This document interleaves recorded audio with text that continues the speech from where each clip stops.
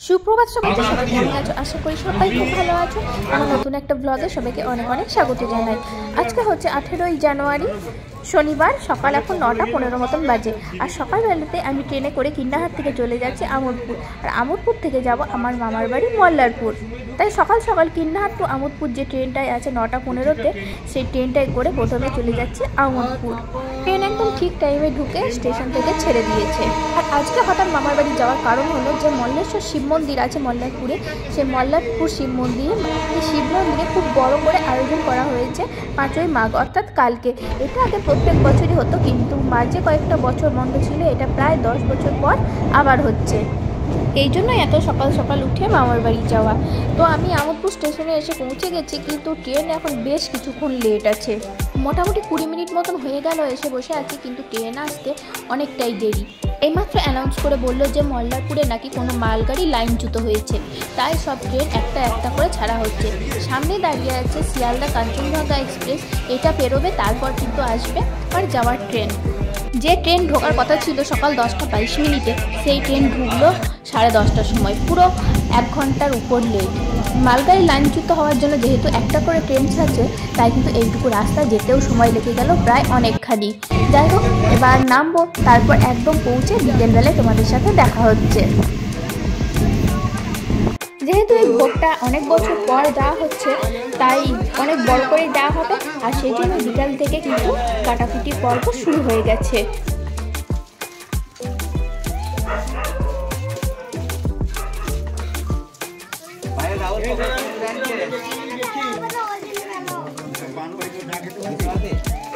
আর রাত্রের খাবারে হবে লুচি। যেহেতু অনেক লোক, তাই একার পক্ষে সম্ভব না, তাই মাটির উনুনে হচ্ছে লুচি ভাজা। যেহেতু কালকে সবাইকে খুব সকাল সকাল উঠতে হবে, তাই আজ বেশি রাত না করে সবাই খাওয়া দাওয়া করে শুয়ে পড়বো। আবার দেখা হবে কাল সকালে। এখন সকাল 9:30-10টা মতন বাজে। এখন একদম স্নান টান করে রেডি হয়ে বেরিয়ে পড়েছি। কিছুজন চলে গেছে আর আমরা বাড়িতে কিছুজন আছি। এবার আমরা যাব। আমরা তো যাচ্ছি মাঠের রাস্তায় হাঁটা পথে। এখান থেকে যেতে প্রায় 10 থেকে 15 মিনিট মতন লাগবে।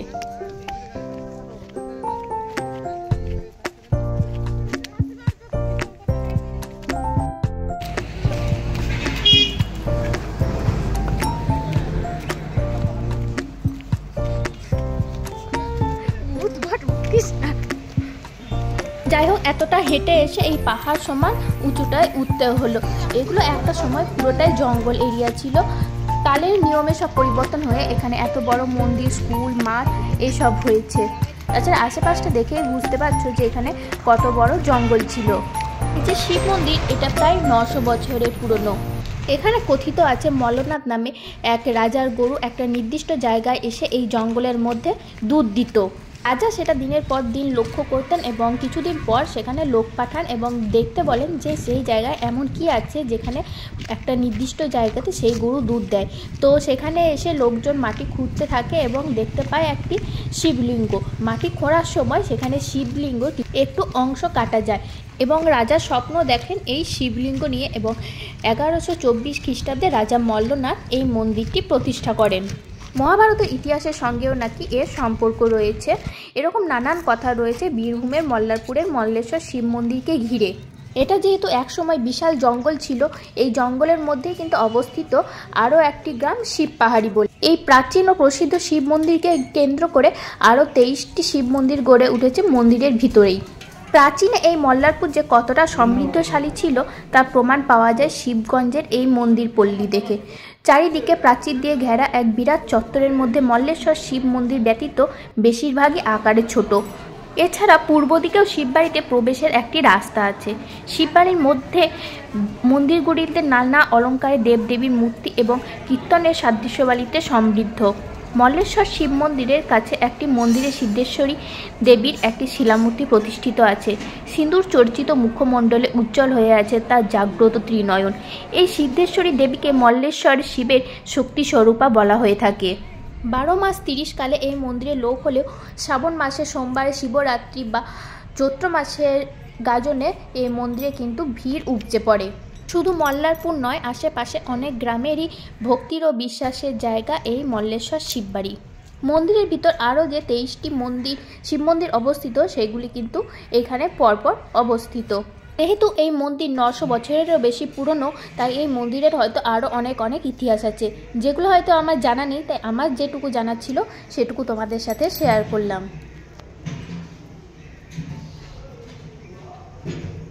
এদিকটাতে রয়েছে মল্লেশ্বর শিব মন্দিরে বিশাল আকারের পুকুর। শোনা যায় এই পুকুরের জলেই নাকি একটা সময়ে বাবার ভোগ রান্না হতো, কিন্তু বর্তমানে এত পরিমাণে জল দূষণের জন্য আর সেটা হয়ে ওঠে না। শিববাড়ি পুরোটা ঘুরে দেখাতে গেলে একটা ভিডিওর মধ্যে সম্ভব না, তাও যতটুকু পারলাম তোমাদের সাথে তুলে ধরলাম।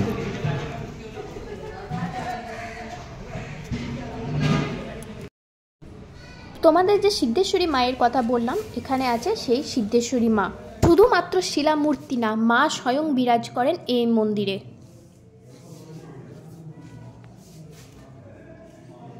ঢোকার দরজাটা খুব ছোট্ট হলেও মায়ের ঘর কিন্তু বিশাল আকারের, যার জন্য এখানে আসা বা এত কিছু, এই হচ্ছে সেই বাবা মল্লেশ্বর।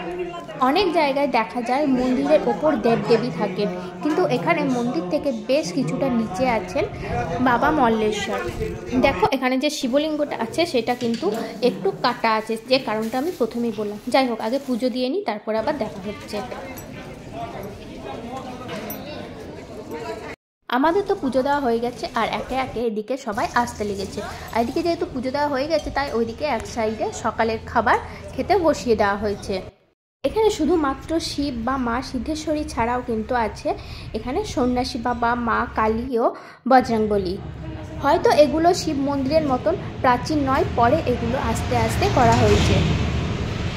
বজরংবলী এই মূর্তিটা হয়তো 4 থেকে 5 বছরের হবে। এটাও বহু পুরনো কোনো এক সাধুর জীবন্ত সমাধি, যেটা অবস্থিত শিব মন্দিরের ভিতরেই। আমাদের যেহেতু পুজো দেওয়া হয়ে গেছে, তাই সকালের খাবার খেয়ে নেবো। আজকে জলখাবারে আছে নিরামিষ ঘুগনি, মুড়ি ও মিষ্টি। দেখো একে একে কিন্তু অনেক লোকই এসে গেছে শিববাড়িতে। আর এদিকে দুপুরের খাবারের জন্যও কিন্তু বসিয়ে দেওয়া হয়েছে। যেহেতু প্রচুর লোক, তাই একটু সকাল সকালই বসিয়ে দেওয়া হয়েছে।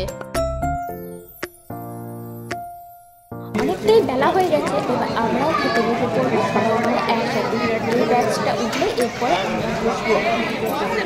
যেটা প্রত্যেক বছর হয় খিচুড়ি, বাঁধাকপির তরকারি, টক, পায়েস, এছাড়াও আছে মিষ্টি আর চকলেট, যেটা ভিডিওর মধ্যে নেওয়া হয়নি। তবে কিন্তু প্রত্যেকটা রান্নার টেস্টই সেই লেভেলের হয়েছিল। আমাদের খাওয়া দাওয়া সবার কমপ্লিট, জিনিসপত্র মোটামুটিভাবে সব গোছানো হয়ে গেছে। এবার চলে যাচ্ছি বাড়ির দিকে, মামার বাড়ির দিকে। তাহলে ব্লগটা আর যেখানেই শেষ করছি। সবাই ভালো থেকো, সুস্থ থেকো, আর অবশ্যই জানিও আজকের ভিডিওটা কেমন লাগলো। যদি ভালো লাগে তাহলে লাইক, কমেন্ট ও সাবস্ক্রাইব করে পাশে থেকো।